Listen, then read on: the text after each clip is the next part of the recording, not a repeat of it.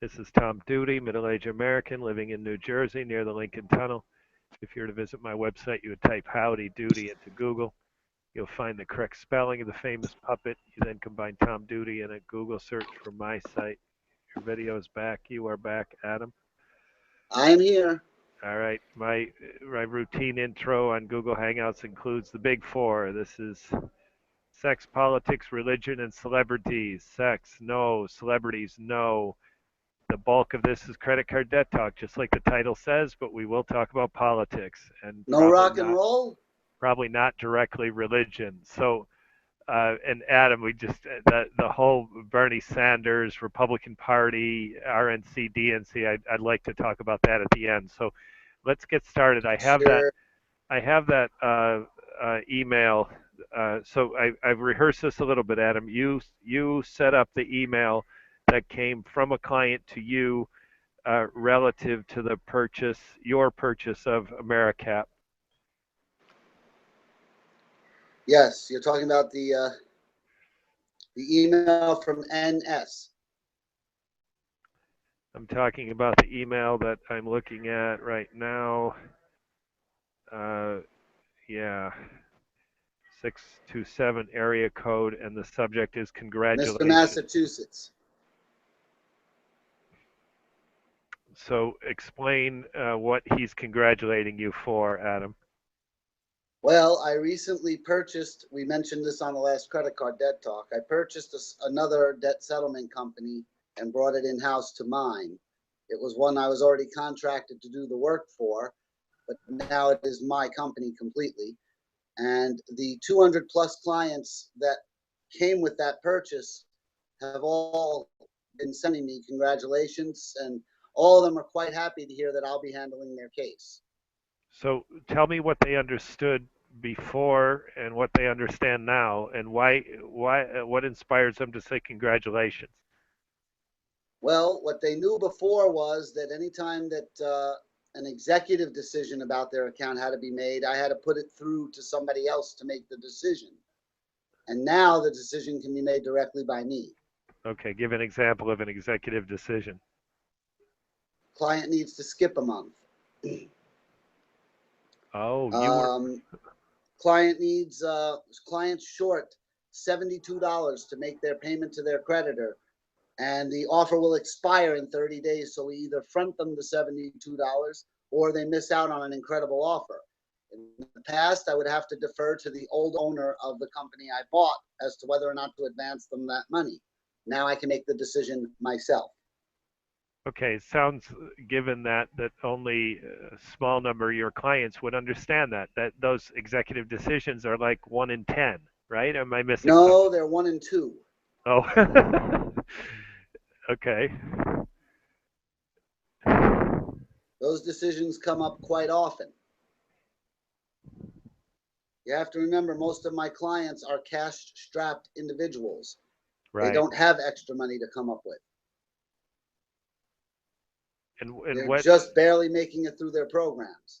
Okay, so all right, big deal. So you got authority to make those decisions yourself, and those clients were used to a delay. Now, other than a delay, no, they're used to a no, not just a delay, but a no. That's what I wondered. Say hello to Santa.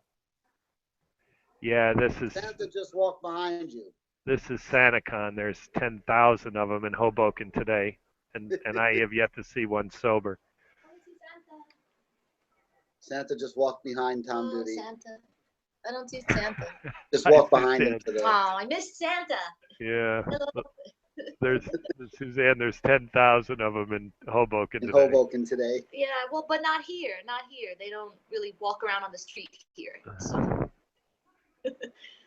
So Adam, give me an example of both. What would be a delay ending up in a yes? Okay, here's a simple example. The previous owner of the company I purchased basically would get on a client and go, fees. When you're paying fees. Can I have your fees? Goodbye, quick. That was his whole conversation with a client. Mine is pay your fees at the end. I'm not worried about that. What can we do to get your debt settled right now? This is why the clients are incredibly happy to hear that I have purchased the company. All right. What would be, and now let's take this, can I call this client by his first name? It's sort of common. Nick. Nick is fine. Nick. So Nick. It fits with the season. So Nick was inspired to say congratulations. Was he fits with the season, right? Maybe he's drunk in Hoboken today. So I doubt that. He's a I professor. doubt Still. so too. He's probably saving his money. So so let's say Nick is he's inspired to say congratulations. Was he one of the ones who experienced a no and somehow you got him through it and retained him? Yes. Yes. Give an example. If you needed a yes and you got a no, how did you retain him? Well, okay, so here's what happened with Nick. Nick had a lawsuit pending. We went to the former owner of the company to tell him, look, we can avoid the lawsuit if we just advance the guy $91.30. To which the owner of the old company said, no, I don't advance money. That's not what we're about. We don't do that. When are we getting his fees? Right. So what I did Adam. was, The advance yes.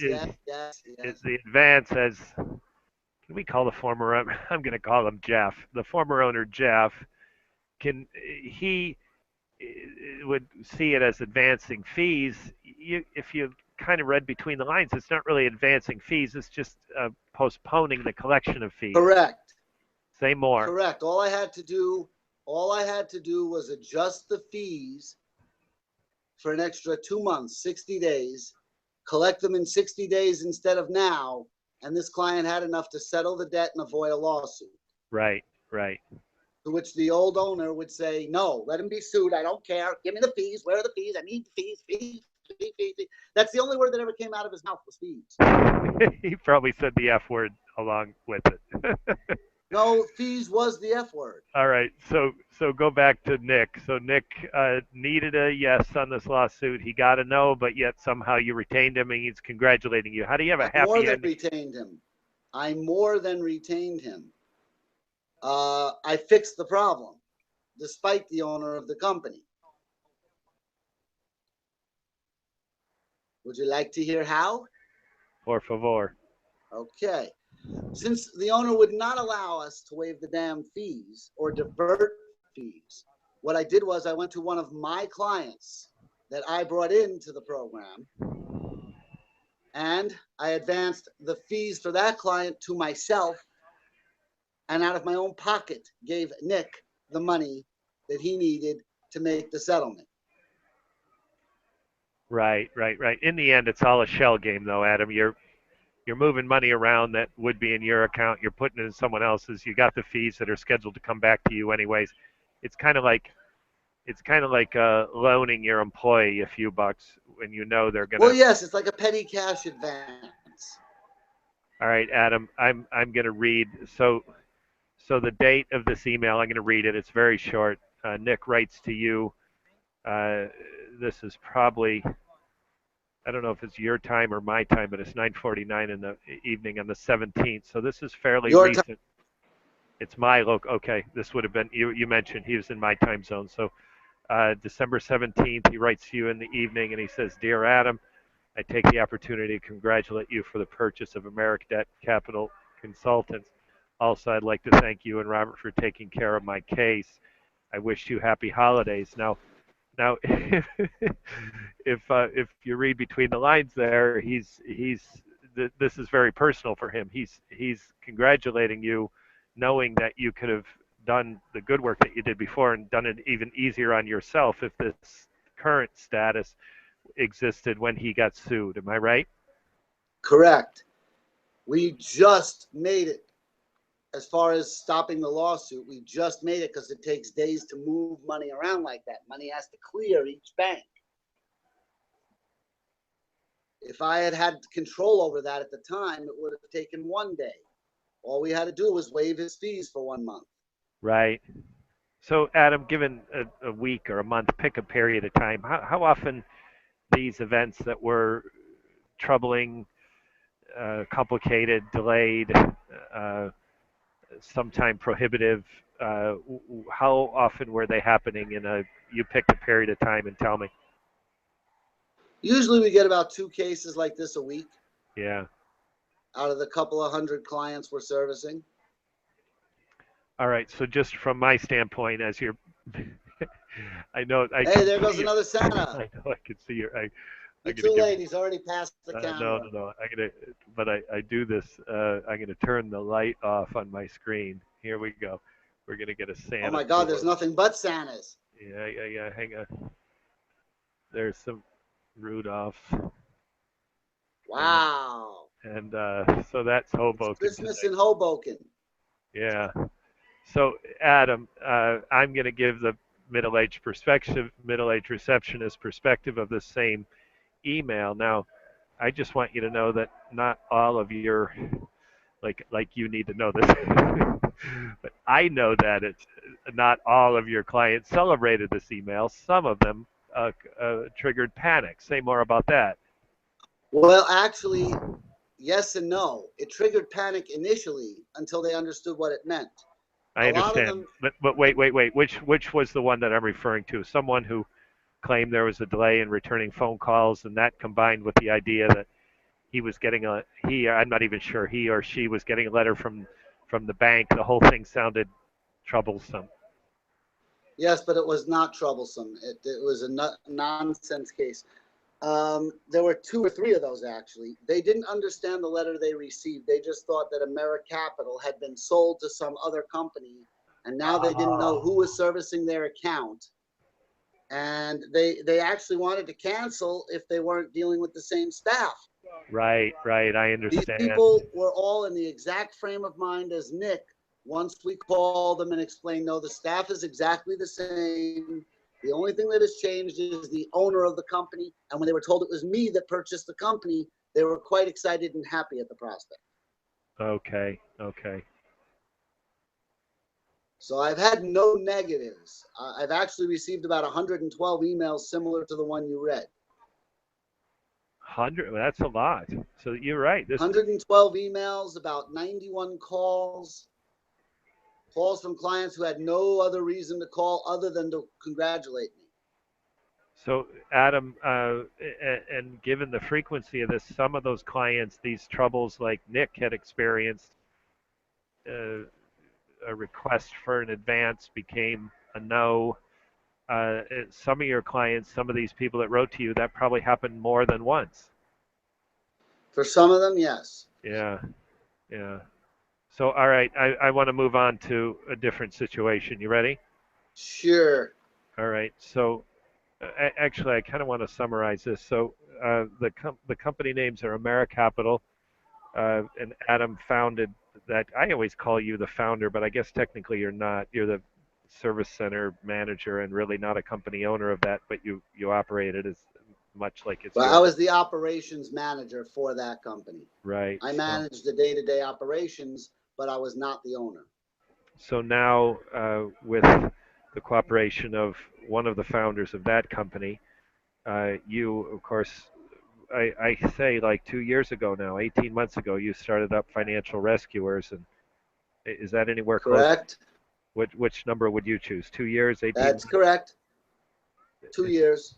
Okay, so 2 years, and then so given the founder's situation on AmeriCap, he cooperated in a sale of AmeriCap, so that company and the clients got traded, got moved, got transferred uh, over to Financial Rescuers. Now, I just want to emphasize Correct. that in both companies, even though ownership is slightly different, you were an operations manager for one company, you're an operations manager and a founding partner in the other company. The bank is common to both. So, in addition to you being common to both, the bank is common to both.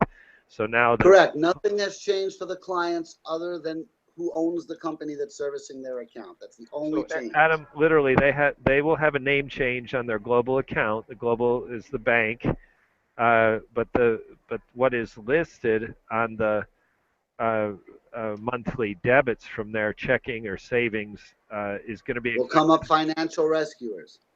No, but I thought those debits from their account were under the name of Global. They are, but their global statement will read financial rescuers Okay, but rather than their own bank statement will still say global. Yeah, it'll still say GCS, Global Client Yeah, Solutions. so that's unchanged. It goes Nothing's changed. it goes into a different account. I mean, account with a different No, name. it goes in. Their accounts have remained the same. There was no change to clients' accounts. Only the overseeing account is different. Okay. I did say that we weren't going to talk about sex, and we're really not, right? I did say that. I should hope not.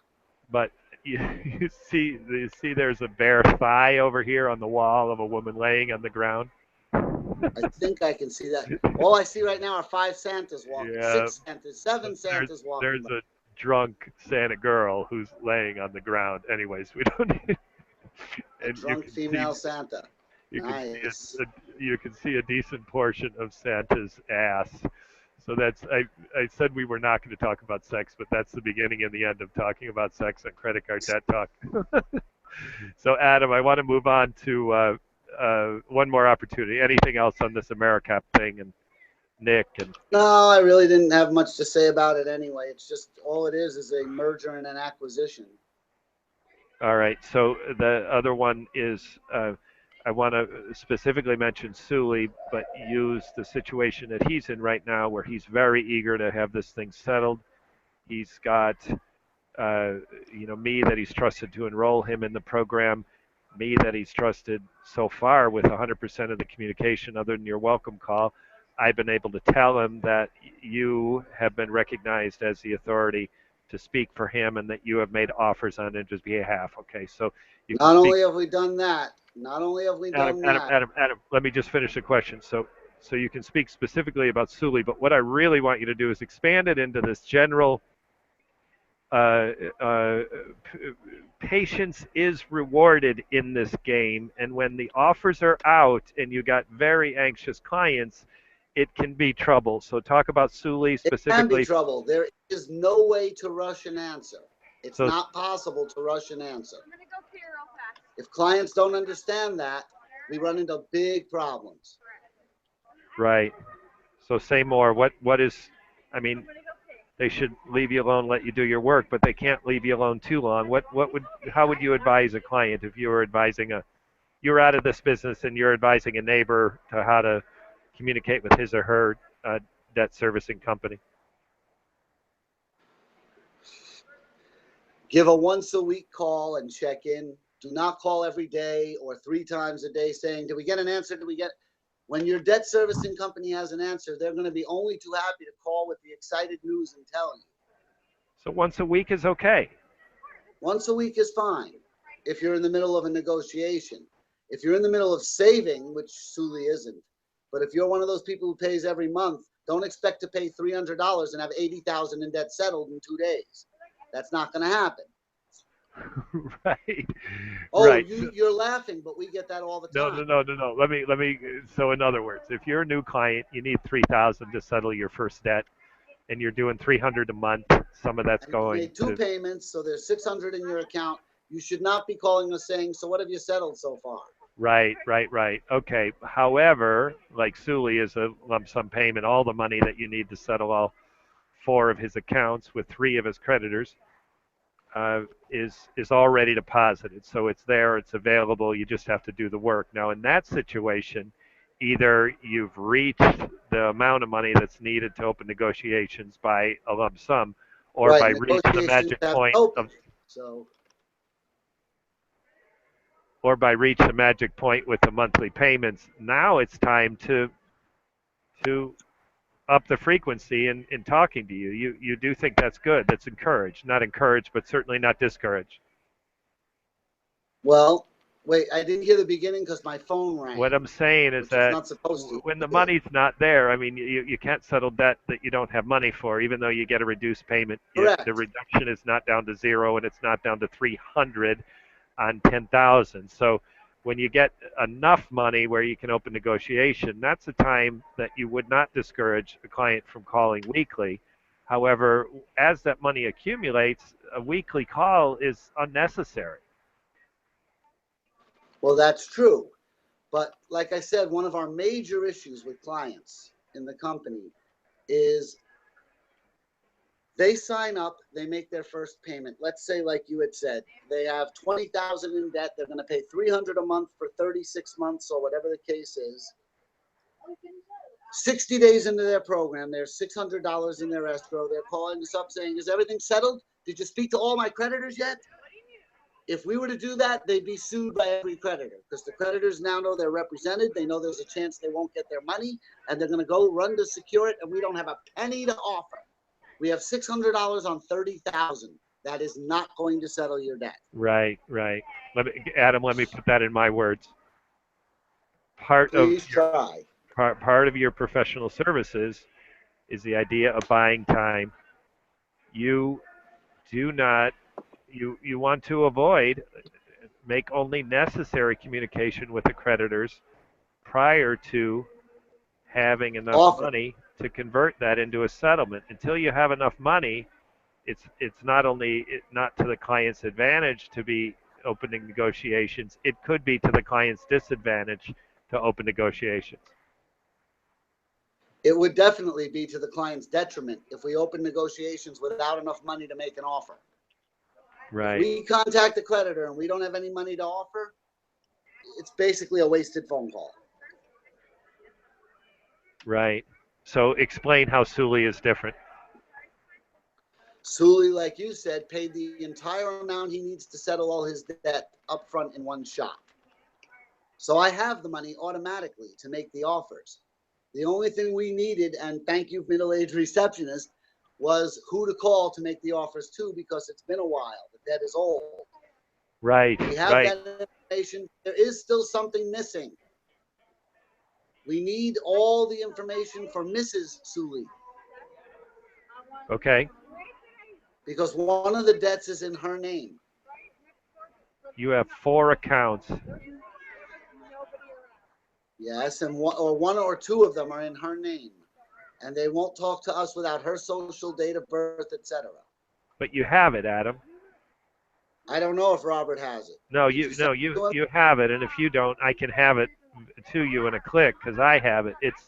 I had to proofread it because it's in her handwriting, but I grabbed it off of the client agreement and I recited it to Sully, and he's confirmed. So I have birth date, social, and correct spelling of her name as well as his. And her former last name, because she has 2 different last names. No, I only have the one family of her name that creditors they share together. Her maiden name, and the other as her married name. Okay, well I can get that for you this week, and Thank you. Just know that I have it. When Robert needs it, have him ask me for it. You got it. But like I say, he can either ask me for it, and I can have it on his chat or email in a click. I mean, literally seconds, or he could just take it off the contract himself. All right, no problem. Let's move on. I mean, this is work. This is not credit card debt talk. Yeah, I understand, but they're kind of the same. By the way, I said we were going to talk about sex, but now I'm making the 3rd visit. Santa, who had most of her ass exposed, has now covered it. Lucky for Senorita Santa. She seemed, completely inebriated and completely unconscious, and her friends are sitting around her talking while she's sleeping on a chorizo tile floor. But she managed to muster up the modesty and, in a brief conscious moment, and cover her ass. literally cover her ass. Without having to do it the corporate way. Right. So, okay, let's move to politics. You ready? Politics, yes. All right, I want to go back to a correction. I said the big 4. I said no to sex, and I changed it to yes. I said no to celebrities, and now I'm going to change it to yes because we're probably going to hit Donald, and he's both a politician and a celebrity. I said yes to politics. It is a yes, and I said no to religion, and we will see. So go ahead with what we talked about today. Well, you brought up the subject, not me. What we talked about You're today You're right. Adam, let me set it up. Listeners, por favor, if we've kept your attention this far and you want to listen to a little bit about politics, today I posted my reaction to headline news. The headline news was breaking news yesterday. Today is Saturday. So sometime late in the afternoon, really at the close of business, was when the real story broke. Bernie Sanders' campaign was filing a lawsuit in federal court against Hillary Clinton's campaign, and the important "and" is the subject of my text, Democratic National Committee. Now all of a sudden, I wake up on Saturday, and the Democratic National Committee has made a concession to the Bernie Sanders' campaign, and that lawsuit has been rescinded. Go ahead, Adam. Well, what we were discussing is why they were so quick to penalize Bernie Sanders' campaign.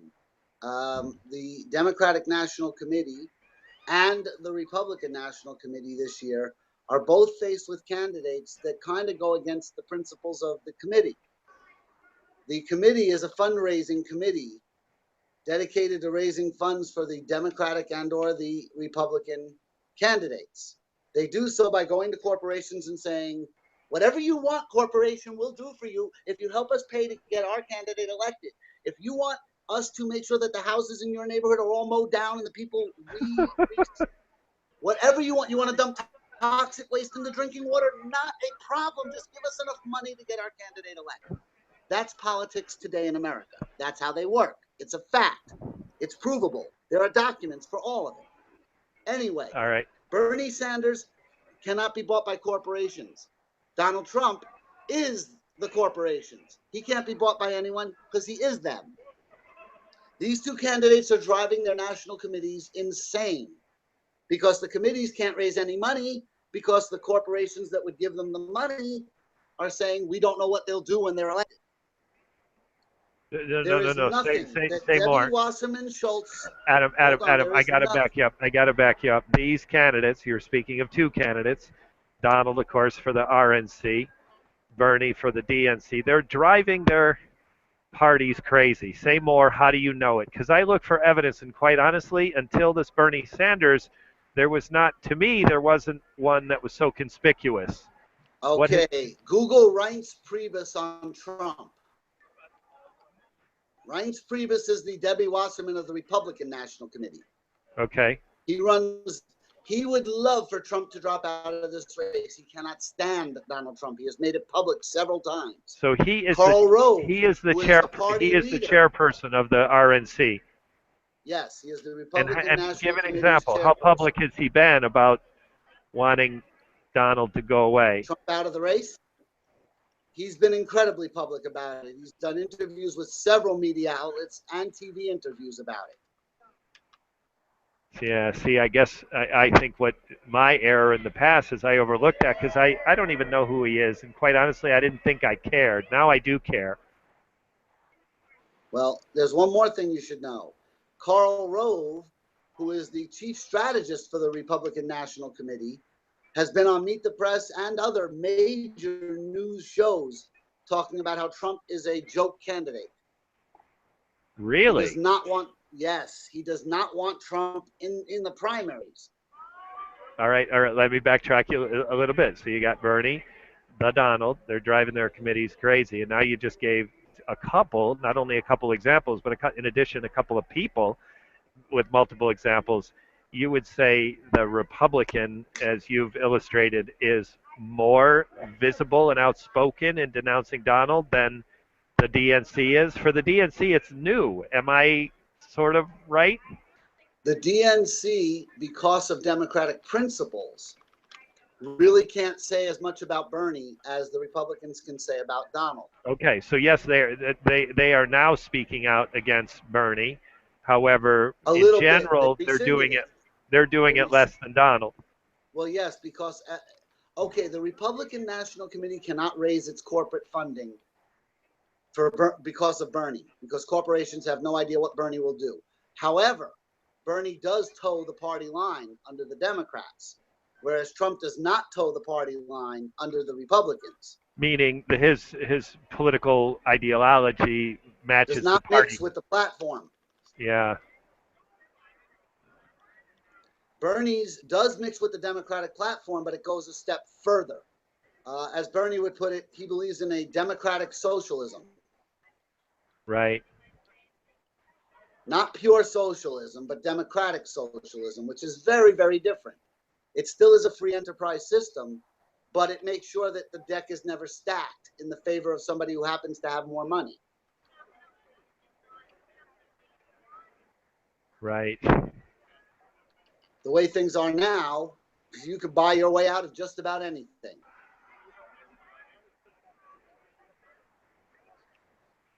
Just ask Mr. Koch.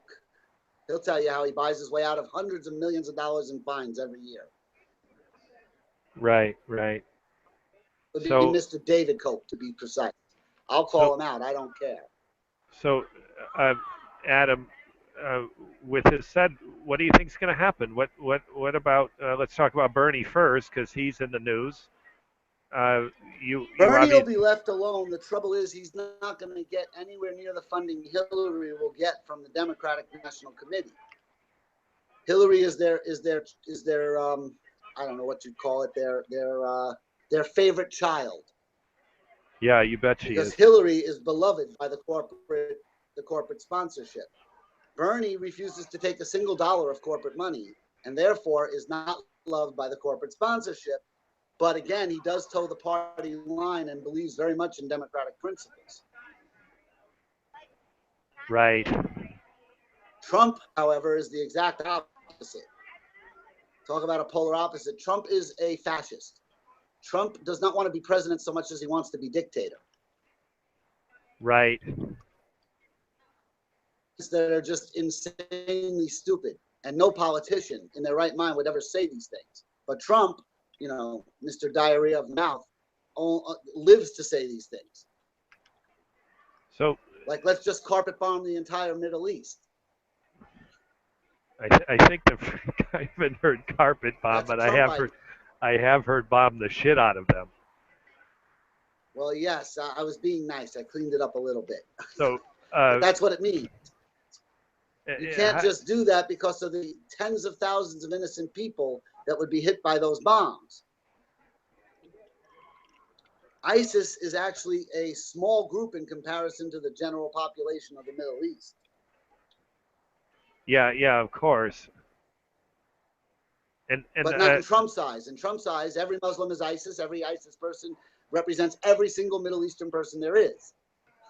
all right, let's say he doesn't really mean that. Let's say he does mean it personally. He was certainly a birther to the level 10, and he just kind of fabricates things to match what he wants them to be, even though they're not. But let's say he gets in to be president, and he starts realizing, the deportation of every illegal. Oh God, have you ever read? I read someone do the math on that. How many busloads a day, and where they would go and where they would load and how many people it would take to, it just is incomprehensible that, the amount of illegals that have come in this country over decades could be removed in even a year or a presidential term or 2 terms for that matter. So the impracticality of doing what he Well, said. there's another problem with it. There's another big problem with the removal of the illegals, other than the amount of work it would take to remove them. And that is how to fix the incredible break in the economy, the housing market, the car market, and every other economic market that would be completely devastated with the No, removal of I these know. Univision has a thing about that. They said, imagine all the rotting produce in California that doesn't get picked, and the store shelves that would be empty. I mean, the tables in New York that's just a wouldn't. small part of it. Yeah, That's Domino's. just a small part Domino's of it. A lot of would them not. own vehicles. Domino's would not get any pizzas delivered, and so on. So, anyways, so let's say he being Trump, realizes the impracticality, the impossibility of what he voiced. And in addition to that, the wall all of a sudden doesn't seem like that great of idea, and Mexico really isn't going to pay for it. And then, Muslims, oh my God, I guess there's more than I thought. And boy, a lot of them aren't contributing to terrorism. Maybe let's forget about that too. This is a possibility for Trump. It's also a possibility for Bernie to say, you know, free college kind of helped me get elected, but it's kind of not going to happen. Who do you think is more likely to renege and come more middle of the road uh, on their actions as president as compared to their promises as a candidate? Probably Bernie. Say more. Well, the move to democratic socialism that Bernie wants is just as dangerous, even though it's good for the country. It's just as dangerous as Trump's removing all the illegals would be. Because our economy is set up so that the rich benefit and the poor don't, you would have a humongous shift in power if Bernie were to institute everything he's claiming he wants to institute, such as the free college thing. Right. You know, free college is normal throughout most of Europe. People don't seem to understand that there are more countries that offer free university than don't. They think that our way is the most common way, and it is not. It is actually the least common way.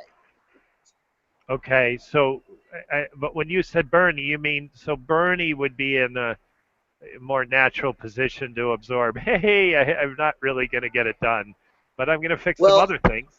I may get it done, but it's going to be done a lot slower than what everybody may have thought. It can't be done quickly the way Bernie would like to do it. That's the difference. Right. All right. So let's move on to one other political issue, and then let's wrap up. Is Barack Obama going to close Gitmo before he leaves? He's sure as hell going to try. It's one of the only unbroken promises he has. Most of his campaign promises have been fulfilled, at least partially, since he took office. But the closing of Gitmo has been impossible because Republicans keep blocking it. Right. But it's not that he doesn't want to, but he cannot use an executive order to close a military installation. However, he can empty it. Done by Congress. He's been emptying it of prisoners. Well, yes, what he can do, he has done, but his power is limited. Despite what people seem to think, he's not a dictator. He is a president, and there is a limit to the amount of power he can wield. He can't close Gitmo without Congress saying yes. And Congress keeps saying no. And the only reason they're saying no is so that he doesn't fulfill his promise.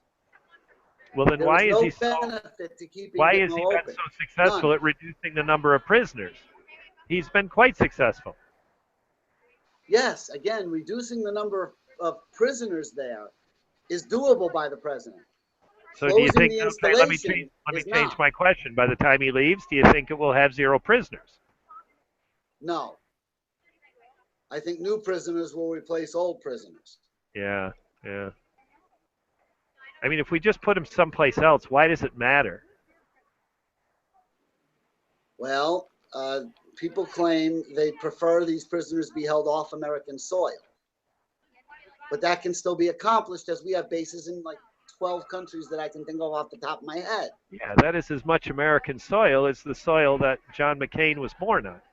Correct. All right, I said that was the last one. One more. Is this Ted Cruz going to eventually trip up on this citizenship? I heard it come up again this week in a way that sounded even worse. It had to do with his mother never declared American citizenship, so technically he's born to a Cuban father, an American, a Cuban descent, and a Canadian mother, and he's born in Canada, and then he keeps dual citizenship not only into his adult life, but actually until just recently. How could he possibly dodge this after the birther movement? It's not going to matter. Come the first primary, when he finishes in 8th place, he'll be out of the race. Yeah, but what if he were to stay? I mean, eventually it would stranglehold him, because it would be pointed out more and more and more until finally it would be overwhelming. Okay, you do know that he finished and is being praised for his debate performance in Las Vegas. Yes, it was the first time he actually spoke and didn't sound insane. But that's still not enough. All right, one more thing on Republicans. If you look at the stuff they say to their supporters when they have a safe, predictable crowd and what they say on a national stage, whose gap is the biggest and whose is the smallest? Whose gap is the biggest would be Marco Rubio. Yes, okay. Whose gap is the smallest would be the Donald. Yeah, I think He'll that's say the obvious. stupidest things in the world, no matter who his audience is. All right, what I thought Huckabee might be a candidate for a gap that's the biggest. Is that not true? Huckabee's gap is not so big either. He says stupid things no matter who's in front of the camera also. Yeah, I thought, but he does clean it up for the national stage. I've seen him say things that are not as outrageous about abortion, and I don't think I never even heard him say the B word, being Bible. And he, in one of his campaigns, he says it like 10 times. Well, it depends. Like you said, he caters his speech to his audience. And Yeah, that is the problem. Whenever a candidate has to cater to their audience, you're not hearing anything that's real from them. yeah. I think you and I both agree that the gap with Barack Obama was very small. He might choose his words differently, but his meaning was consistent. He was a man that Always. referred to decisiveness, and that's was the foundation of his speeches, and he was rarely caught in like Rubio's been Right. caught again and again, like immigration. He wanted amnesty, and now he doesn't, and he's still trying to answer that one. But Obama didn't have to stumble over those clumsy missteps. You would agree? Well, it's easier. Like I said, right now, the only candidate who never changes their tune is Bernie. Yeah. His He's speeches brilliant. are the same He's everywhere brilliant. he goes.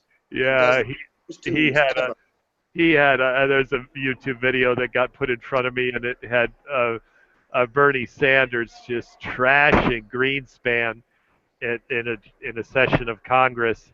And when I finished, I thought, gosh, he looked a little younger. And I checked; it was like 2 decades ago, and you'd swear it was yesterday. His Yes, but here's the thing. He was warning Greenspan of what was going to happen in 2008. And Greenspan told Bernie off, saying, "You don't know what you're talking about. I'm an economist." And of course, Bernie was 100% right and Greenspan was wrong. Right. And he articulated it in a classic Bernie way. Now take it to the obviously you already answered without me asking that gap between what they say to their nurtured, comfy groups and what they say in a national stage. For Bernie, that gap is very small. For Hillary, it's quite large. Don't you agree? Yes, Hillary does, in fact, cater to her crowd. And give an example. What one that you think she's tripped on that? Well, okay, when she spoke in West Virginia, which was about 5 months ago, she mentioned how important coal is to our country. And then everyone else, However, yeah. when she spoke in California and when she spoke in New York, she mentioned how coal needs to be phased out as part of a greener energy. Yeah.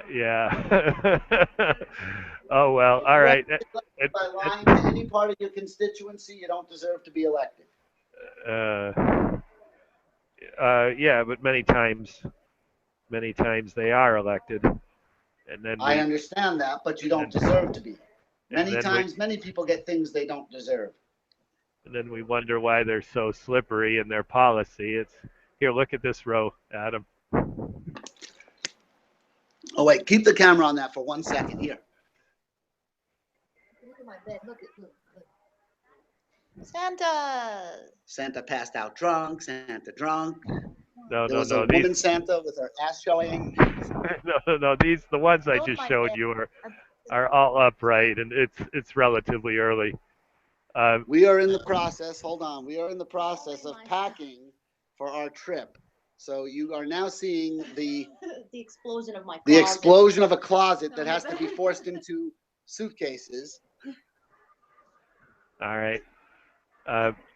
We'll I'll watch that on the recorded version. I'm trying to keep my eyes off my screen. So anything else, Adam? Yes. My closing words. I'm off to see the new Star Wars movie. Oh, good. It's trending English, it's trending in Korean, it's trending in Japanese, and it's trending And in it's trending in the Strum household. Arabic. I mean that sincerely. If you look at Google Trends, uh, not the one that's on the Twitter.com, but a different one that I look at that's a worldwide, and you click on it, you find that the Arabic script that I of course can't read at all. I can't even pick a letter out of it. That Arabic script, they're trending about Star Wars, and same with Korean and Chinese, You Korean know and why? Japanese. Do you know why? The Force knows no discrimination. Yeah, but Donald does.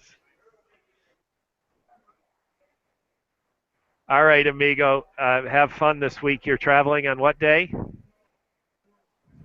We're traveling Tuesday. We'll be back the following Monday morning. All right. I will.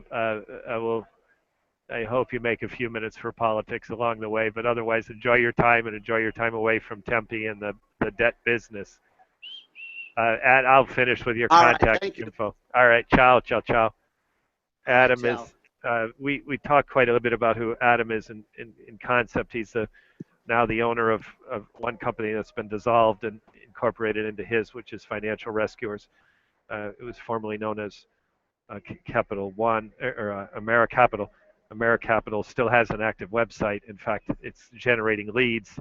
So those leads have to be introduced to why the name has changed, which is sort of a clumsy start, but an easy story to tell if someone's willing to listen. So that website is still active, but that is the only remnant of the old company. The clients' bank accounts have been modified so that now the fees that are earned goes to Financial Rescuers, and AmeriCapital has been dissolved. Other than the website, there's no reason to take the website down that is producing something of use, something of value. The phone number for the old company and new company, the new combined company is 866-516-1985, and the website is financialrescuers.com. And that's Adam Strom, who's the founding partner, and George Tedros is the attorney retained by the company. And from Hoboken, New Jersey, near the Lincoln Tunnel. This has been Tom Duty, middle-aged American living in New Jersey near the Lincoln Tunnel. If you were to visit my website, you would type Howdy Doody into Google. You'll find the correct spelling of the famous puppet. You then combine Tom Duty in a Google search from my site. Thank you for listening. Have a good day, good evening, a restful night's sleep. Ciao.